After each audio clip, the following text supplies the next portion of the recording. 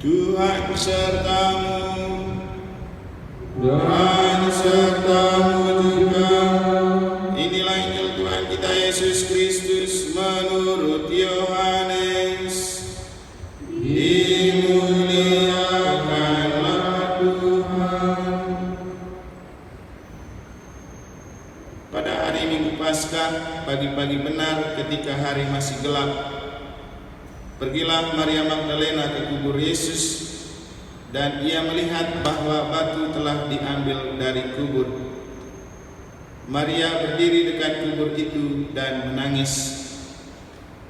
Sambil menangis, ia menjenguk ke dalam kubur itu, dan tampaklah olehnya dua orang malaikat berpakaian putih, yang seorang duduk di sebelah kepala dan yang lain di sebelah kaki di tempat mayat Yesus terbaring. Kata malaikat-malaikat itu kepadanya, "Ibu, mengapa engkau menangis?" Jawab Maria kepada mereka, "Tuhanku telah diambil orang, dan aku tidak tahu di mana ia diletakkan." Sesudah berkata demikian, Maria menoleh ke belakang dan melihat Yesus berdiri di situ. Tetapi ia tidak tahu bahwa itu adalah Yesus. Kata Yesus kepadanya, "Ibu, mengapa engkau menangis? Siapakah yang engkau cari?" Maria menyangka orang itu adalah penunggu taman, maka ia berkata kepadanya, "Tuan, jikalau Tuan yang mengambil dia, katakanlah kepadaku di mana Tuan meletakkan dia, supaya aku dapat mengambilnya." Kata Yesus kepadanya, "Maria." Maria berpaling dan berkata kepadanya dalam bahasa Ibrani, "Rabuni," artinya guru. Kata Yesus kepadanya, "Janganlah engkau memegang aku, sebab aku belum pergi kepada Bapa. Tetapi pergilah kepada saudara-saudaraku dan katakanlah kepada mereka bahwa sekarang aku akan pergi kepada Bapakku dan Bapamu, kepada Allahku dan Allahmu."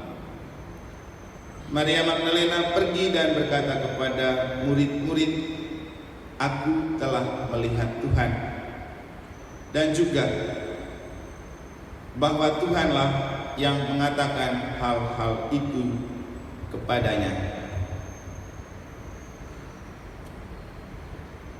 Demikianlah Injil Tuhan. Terpujilah Kristus.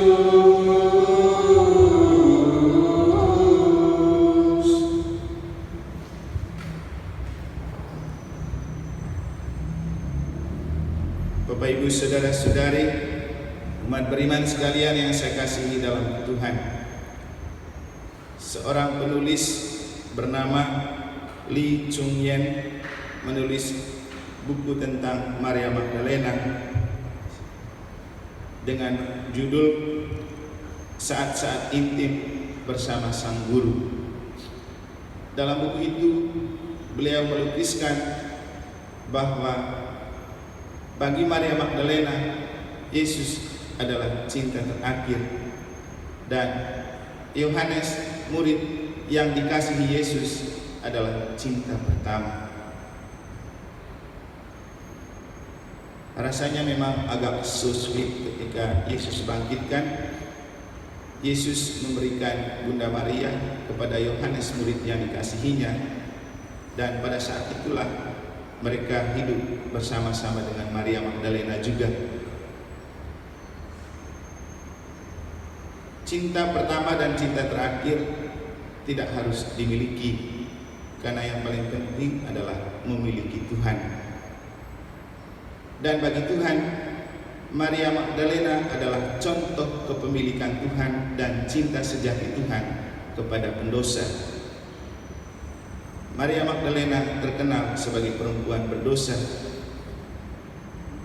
tetapi justru karena itulah Tuhan menempatkan Maria Magdalena di lubuk hati terdalam sebagai jantung hati, kata Kidung Agung dalam bacaan pertama. Dengan ini juga jelas bagi kita bahwa tidak usah takut menjadi pendosa, yang penting masih punya hati untuk Tuhan, supaya kita tetap selalu berada di lubuk hati Tuhan, menjadi kekasih jantung hati Tuhan.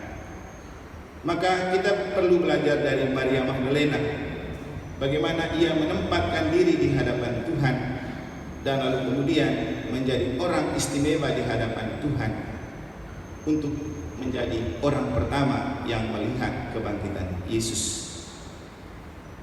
Dulu waktu Paskah pernah saya melemparkan pertanyaan kepada kita, kenapa bukan Petrus atau Yohanes atau rasul-rasul yang diberikan kesempatan pertama untuk menemui kubur kosong? Kenapa harus Maria Magdalena?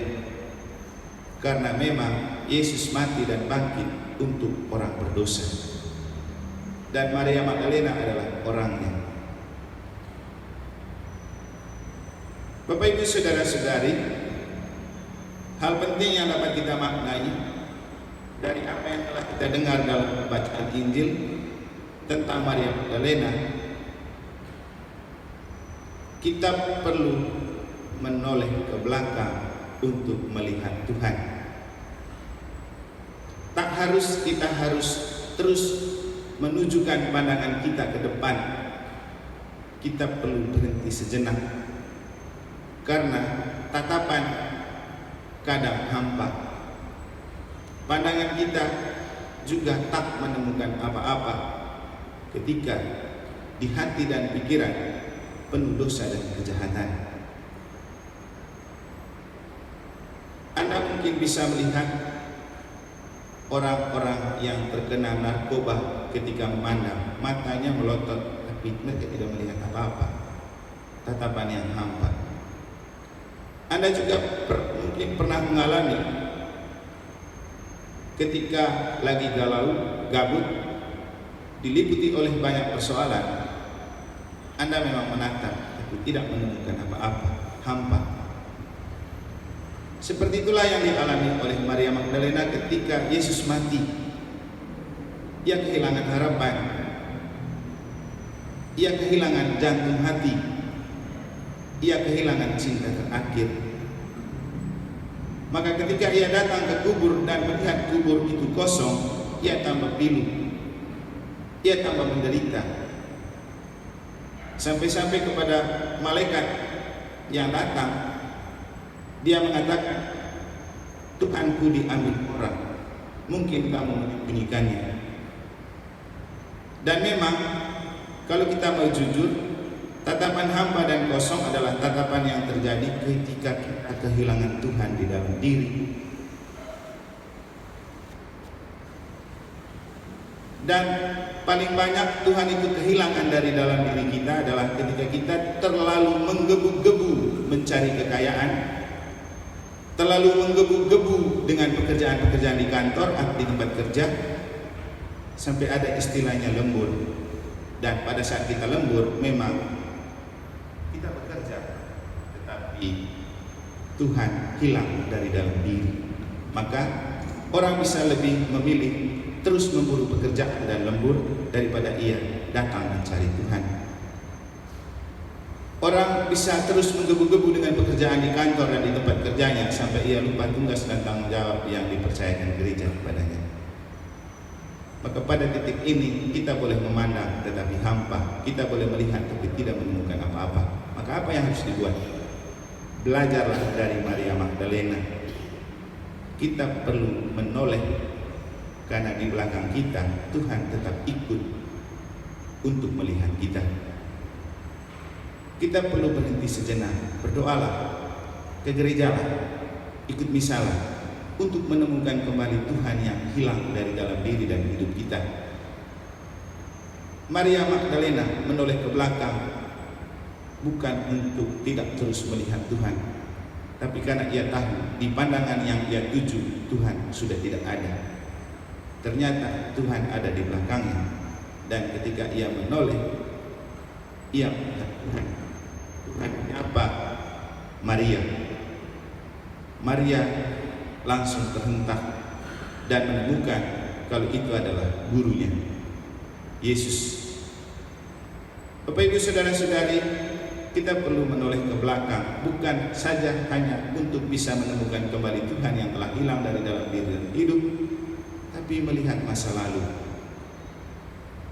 Ketika Maria Magdalena menoleh, yang ia lihat adalah masa lalunya. Bagaimana ketika ia menjadi anak orang kaya di Magdala, punya pabrik kain, dan menjadi selebriti yang tampil di setiap acara sebagai pemain harpa, ia tetap menemukan kehampaan dalam hidup karena ia diselimuti oleh 7 roh jahat. Yesuslah yang sukses membuat roh jahat itu keluar dari dalam dirinya, dan itu menjadi kenangan terindah yang membuat dia memilih Yesus menjadi cinta terakhir. Bapak Ibu, sudah terlalu banyak Tuhan melakukan hal istimewa bagi diri dan hidup kita, tapi seringkali kita lupa menoleh dan melihat pengalaman masa lalu, bagaimana Tuhan bekerja dengan sangat hebat di dalam diri dan perjuangan hidup kita. Seringkali waktu menderita kita cari Tuhan, waktu sudah sukses kita melupakan Tuhan. Tidak perlu Anda memiliki cinta pertama dan cinta terakhir dalam hidup, karena yang paling penting Anda selalu memiliki Tuhan. Karena Tuhan selalu merasa memiliki kita walaupun kita sering jatuh ke dalam dosa. Maka sama seperti Maria Magdalena yang adalah tanda cinta Tuhan bagi pendosa, demikian juga Tuhan akan selalu jatuh cinta dan menjadikan kita sebagai cinta sejatinya bila kita menjadi pendosa yang mau berbalik dan bertobat serta kembali kepada Tuhan. Semoga Tuhan memberkati.